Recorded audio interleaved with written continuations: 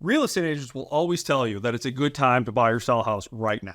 But things are different right now, and I'm wondering, is it?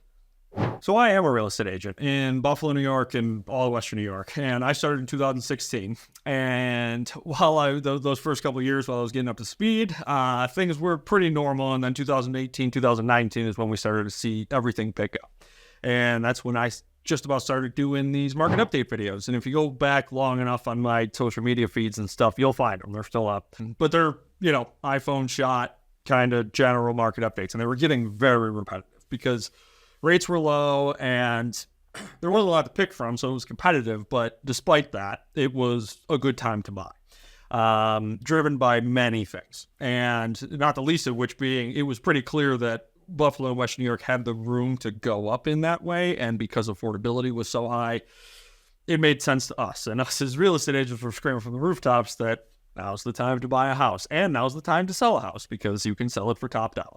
It got so repetitive, I sort of stopped doing it. And now we're a little over halfway through 2024, and things are different. So I wanted to talk with you about that. So things have cooled off, for sure. I would definitely say it's still a seller market. And if you look at the raw data, you'll still see that you're on average selling above the asking price and stuff like that. But we have seen certainly different strategies in pricing, bidding, marketing, you name it.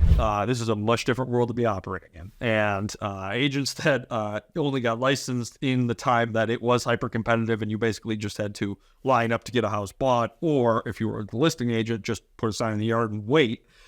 Those days are gone. And the art of the deal, for lack of a better term, is certainly back in play. So let's break that down a little bit.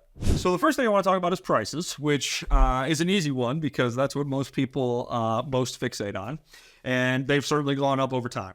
And I will say in the last, call it 5, 6, 7 houses that I've listed in the last few months, I've definitely taken the approach of putting it on for a higher number, which is more realistic to what we want to actually attain, versus putting it on for less than we know it's worth and creating the competition around it. There is still time and place for underpricing things, but I'm leaning on that strategy less and less as time goes on for a few reasons, not the least of which, something I think people don't consider very often when they see these prices going up so dramatically is the cost of improvements is bananas. Improvements, maintenance, you name it, anything that has to do with being a homeowner, the prices have gone up dramatically. And so a seller who bought a house 4 years ago for $200,000 and today puts it on the market for $325,000, you're going to find cases of it, but I don't always think that's just seller greed and trying to rip as much money out of it as they possibly can. Maintenance is expensive in its own right. The houses that you still see these days that fall into the textbook $50,000 over the asking price and what have you are the more improved, modern, wrap all the big ticket items into one monthly payment type of property. And while the demand for that alone will drive those prices up, either making a house that way or keeping a house that way has gotten dramatically more expensive over the last few years. We're seeing sellers get a lot more creative with the way that they're structuring, the way that they offer their house, and specifically how it's going to align with where they're going next. So in a perfect world, you can just go buy your next house, get moved into it, and then sell your first house or whatever the previous house was. Some people can do that. A lot of people can't. And a lot of people are using the equity that they've built up in their current house as a down payment, some or full, for their next purchase. And prior to really when I got into the game in 2016, sale contingencies used to be a lot more prevalent. Meaning, I have a house currently and I want to go buy 123 Main Street. So we go to the seller of 123 Main Street and we say, I will buy your house. We will come to an agreement. As part of the agreement, you, the seller, are going to give me 30, 60, 90 days to sell my current house. That was a pretty common thing. Just about when I got into the business, we were seeing less and less of that. And then when the market started heating up in a big way, you were seeing a lot more creative contingency, specifically what's called a reverse contingency, meaning we're going to put our house on the market. We don't know where we're going next. We don't know what the house is. But we're looking to come to a deal, and as part of the deal, we're looking for a certain amount of time to find our next place. If we don't find our next place, we're not obligated to sell the house to whoever the accepted bid is. And I either have or will make a different video about all the mechanics of that, but point is, we're seeing that more and more often, which is a sign of things slowing down, buyers being able to get something more of a deal on their purchase if they're willing to be patient in that way, stuff like that. Home inspections. Home inspections we hadn't seen for a while. I certainly did them throughout, but throughout all the crazy seller market and being hyper competitive, but they were few and far between. And I've been at significantly more home inspections than I had been in the years prior. If you are buying a house, obviously this is good news for you. If you're selling a house, make sure you're prepared for this. Whichever side you're on for the transaction, what we've seen recently is so when you accept an offer, or if you're a buyer, you get an offer accepted, that buyer is going to have a certain amount of time to do their home inspection and release it, whether it be we did it and we're not buying it, or they want to try to renegotiate, or they say we did an inspection, we're happy.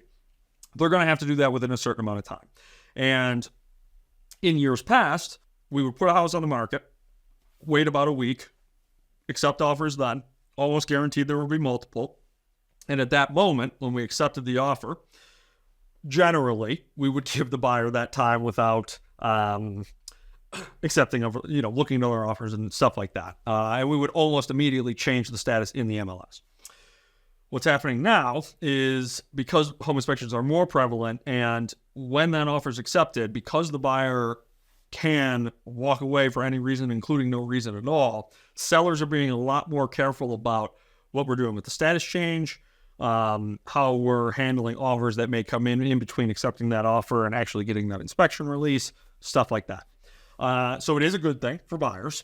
And for sellers, if you have a good house that it's reasonable to think that the home inspection is going to come through with flying colors, this is all good news. If you have a little bit of a rougher house or you're trying to move quickly, this could be bad news. The key thing to know is you have to know what you're up against timeline-wise and how you're going to proceed step by step. If you're working with a good real estate agent, they'll be able to walk you through that totally. But just make sure that that's part of your strategy if you're selling your house, what those few days look like. So, is it a good time to be buying a house? Is it a good time to be selling a house? I do think so, but it definitely does look different, and it involves more strategy on both sides. Specifically, so 2 examples on the buy side that I've recently done. Sold a house in Depew to a buyer, and the house had been on the market for a little bit longer than we thought it should have, given its price point and location.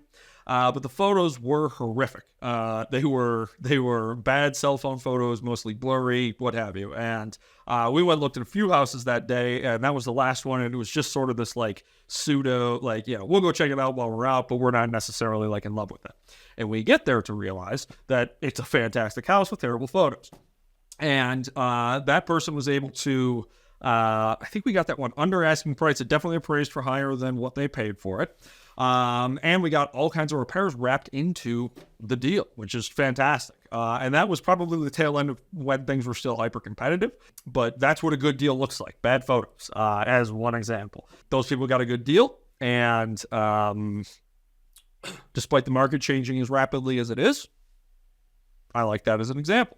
Another good example on the buy side is an investor client of mine who purchased a single family vacant. It had been freshly flipped. It was done well. There's a massive difference between a bad flip and a good flip. I can certainly help you sift through that if you need it. Feel free to reach out. But good flip, vacant, exactly what you would want in a single family investment. He got it way under the appraised value. We were the only offer at the table, and he got a good number. We filled it relatively quickly, and that's been a pretty seamless way for that person to diversify his portfolio. And then recently, I had a past client reach out to me. They'd purchased their house with me a few years back, and they decided they want to be a little closer to the city of Buffalo. So what we did there is we started by trying to make a couple of sale contingent offers, and it wasn't going well. Got close on one of them, I think, but after 2 or 3 months of that, we decided it would be best to do that reverse contingency, and it went off flawlessly. I definitely can't promise you a flawless experience. There's too many variables here. Everything within my control will be flawless, but Point is, we put their house on the market. They didn't know where they were going.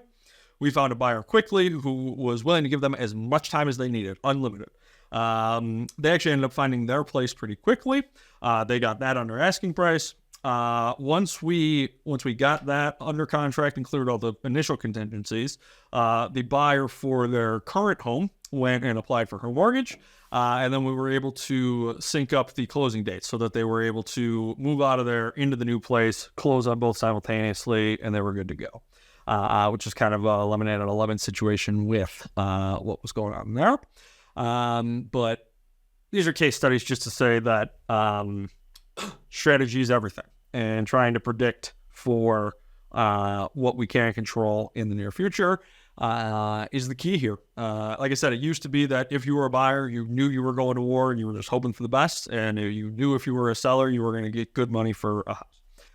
And now I'll float into some dangerous waters and try to predict what comes next. So I think that values will continue to level out.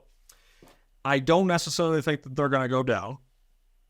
The demand, despite interest rates and affordability and all that, has always been there. We're seeing a little bit less now, but I think that's a market leveling out effect. People ask me all the time, should I be waiting for interest rates to be going down before I sign up for a 30-year mortgage? Sure. And there's lots of people that say, marry the house, date the rate. I hate that saying. My best advice for you there is, if you're buying something where the comparative values nearby make sense and you are comfortable affording both the total cash close and monthly payment, then yes, this is a good time to buy. Regardless of if it's a under asking price or $30,000 over the asking price, you need to know way more information around that specific house to know if either of those things are good. A good time to sell, definitely. You want to be more strategic about it. And you also want to be more patient with it.